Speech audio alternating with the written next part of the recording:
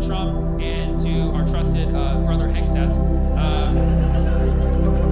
They said, the United States, we care about our service members. We would never put them in a situation that makes them unsafe, except this whole situation. And they said, when one guy is left behind, we go get that guy. It's like, no, you don't. If you know history, you typically don't do that. But you did it this time. Maybe, my guess would be to save some face for your populace who's 70% against this war and thinks that you're literally sacrificing our service members. So maybe that played into it a little bit. But they said, allegedly, that they went in there and they rescued the guy. He was able to make his way. The way Trump describes it, he like tells a story. It's like, you didn't need to say all that. He's like, the planes landed, there was so much sand because it's the desert. It's like, I don't think there was sand. This was like farmland. They literally said he fell on a farmland. He's like, there's so much sand, it's the desert. You know, they love sand over there.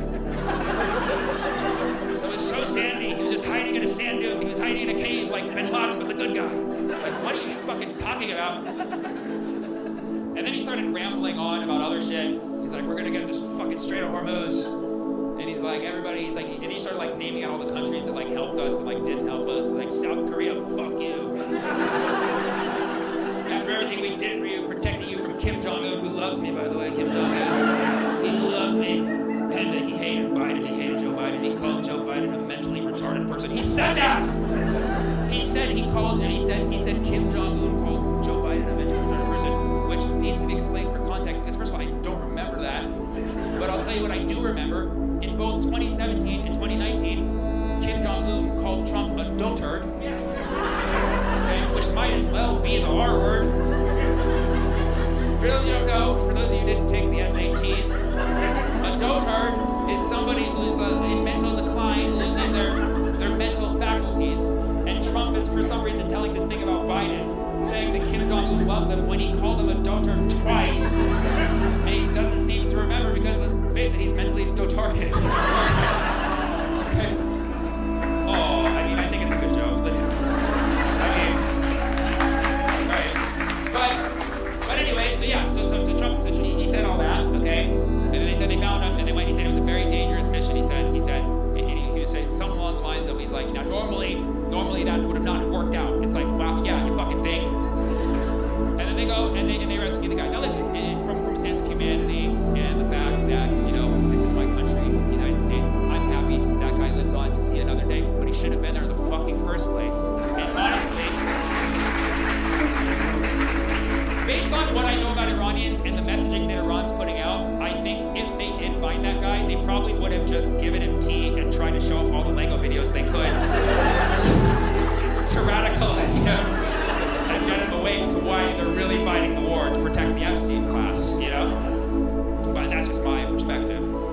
But then, Iran released another Lego AI video showing a completely different version of the story, showing that actually, well, they claim he may have not even have been rescued, which I don't think they've shown the guy. I mean, correct me if I'm wrong. They didn't have him at the press briefing that was today, but it showed that like 2 aircraft went down, and then also like a helicopter crash. They even showed like videos and pictures of the footage that people ran through filters that it wasn't AI, and they showed like remnants of like burnt American snacks, like Snickers bars, were like that.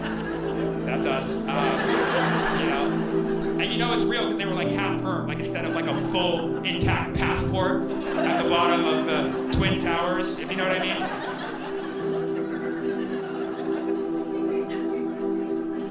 And again, I mean, this is war, so this is all propaganda. So I really don't know who to believe. I really don't know. When it comes to the shooting down of this F-15 and what happened with the F-15, I don't know who to believe. But if I have to choose, I'm gonna believe the side that's not involved with Epstein. You know what I mean?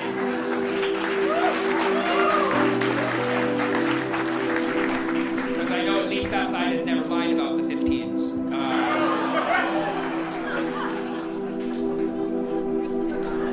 Sorry, I should wait for that joke to mature first.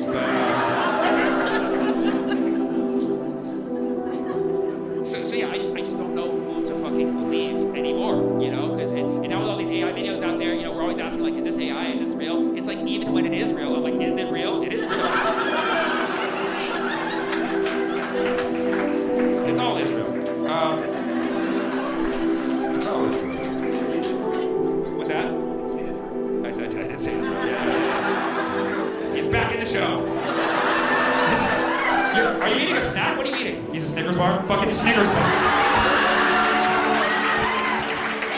Can you hold it up? Can you hold up the Snickers bar just for camera? Oh, that's beautiful. That's us! Thank you for your Snickers. I know this is a serious topic, but thank you for your Snickers. But anyways, yeah, so that rescue mission happened that week, and that's a big, you know, that's a big thing in this war because they put service members over the airspace. And here's the thing, you know, when I say like Iran's like the final frontier, like the United States, we've infiltrated every place in the Middle East, in Western Asia, Levant, whatever part you want to name, that different parts of that part of the world, but we've never technically invaded Iran. The closest thing we've ever done to invading Iran, the only time we ever technically put boots on the ground in Iran is in 1980 during what was called Operation Eagle Claw, which I could have told you was a horrible name from the start. Operation Eagle Claw? Like, what the fuck? Who fucking thought of that? Because you're like, American, it's an eagle. What do eagles have? Claw! We're gonna show you the claw of the eagle. Claw! Claw! Operation Eagle Claw! Now the mission, Operation Eagle Claw in 1980, the mission was to rescue 52 U.S. Embassy staff members who were taken hostage by the IRGC. Okay, so it was a massive rescue mission, okay, except it was different from this one because it was 52 people and we didn't spend $400 million on it. But, you know, maybe we should have because it didn't work.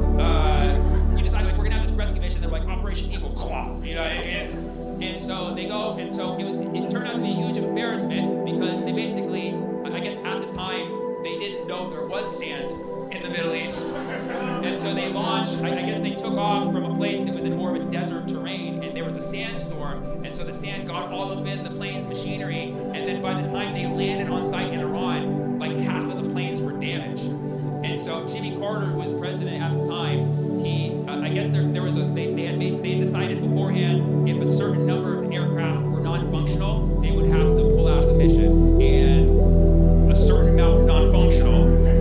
So then, so Jimmy Carter decided to abort because he's a Democrat. Democrats support abortion.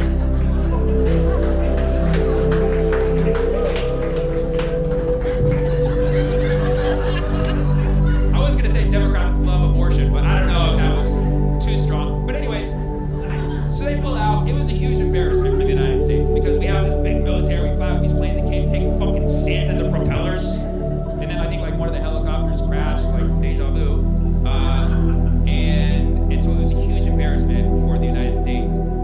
But you know, if you wanted a happy ending, they did eventually get all 52 of the staff members back through talking. Just talking. That's all they had to do was just talk to the Iranians and unfreeze their assets that they unrightfully froze in the first place. So it comes down to maybe stop economically bullying people and just talk to them directly, and you'll actually get what you want and protect your own citizens and civilians. You know, and that's what we learned from Eagle Claw. And that negotiation happened when Reagan was in office. You know, so people are always like, "Oh, Ronald Reagan was such a tough president." It's like, well, apparently he negotiated with terrorists, okay, because they got the people back. You know, so you know, Ronald Reagan, he was a good actor. You know, you know what? Oh, Jimmy Carter negotiated it. Oh, he negotiated before he even got in office. So he was like, he called him up. He's like, hey. They're like, who is this? He's like, okay, well, let me explain. I'm not president yet, but I'm about to be president. And he's like, we want to roll out this presidency real big. So they're like, we're gonna release the hostage right now. He's like, no, keep them in. Keep them in another few months. And when I take the throne, I want you to release them and tell everybody I did it. They're like, fucking sure, just unfreeze our fucking assets, dude. And that was, no, that's a good piece of information. No, I believe everything you say, sir. No, I'll look it up. No, but that makes sense because because what I read was they were released on his inauguration day. So I guess technically, yeah. Unless he did it while he was being inaugurated. He's like texting him. He's like, hey, can you So yeah, that 100% checks out from what I know. Okay? Nice job.